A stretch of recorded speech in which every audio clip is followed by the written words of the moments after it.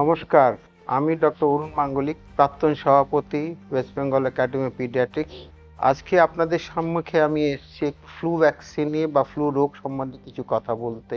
Influenza রোগটা আমাদের বাচ্চা, বুড়ো, বয়স্ক সবাইকে খুব আক্রান্ত করে থাকে এবং এটার ভ্যাকসিনটা হচ্ছে একমাত্র বিশেষ উপায় যেটাতে আমরা এটাতে মুক্ত হতে পারি বা এটাকে রুখতে পারি।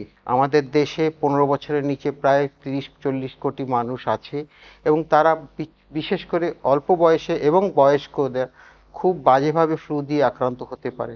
আপনি কি জানেন, প্রায় প্রথম বছর 2 বছর হয়তো বাচ্চারা ফ্লু ভ্যাকসিনটা নিল, তারপর কিন্তু ভুলে যায়, বাবা মারা, অভিভাবকরা সেটা ভুলে যায়। ঠিক সিমিলারলি আমরা যদি বয়স্কদের কথা ভাবি, 60 বছরের উপরে বিশেষ করে বা 50 বছরের উপরে যাদের ডায়াবেটিস বা প্রেশার রোগ রয়েছে, তারা কিন্তু ফ্লু আক্রান্ত হবে, খুব বাজেভাবে আক্রান্ত হতে পারে এবং প্রায় অনেকের মৃত্যু হতে পারে।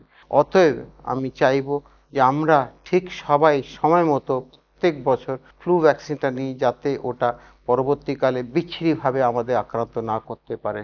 মনে রাখবেন, ফ্লু ভ্যাকসিনটা কিন্তু আমাদের যে কোনো ব্র্যান্ডই নিন না কেন, আমাদের কিন্তু অনেকটা রক্ষা করবে। तो मैं बस ये कहूँगा आप सबसे, आपने फ्लू वैक्सीन लिया क्या? ज़रूरी है।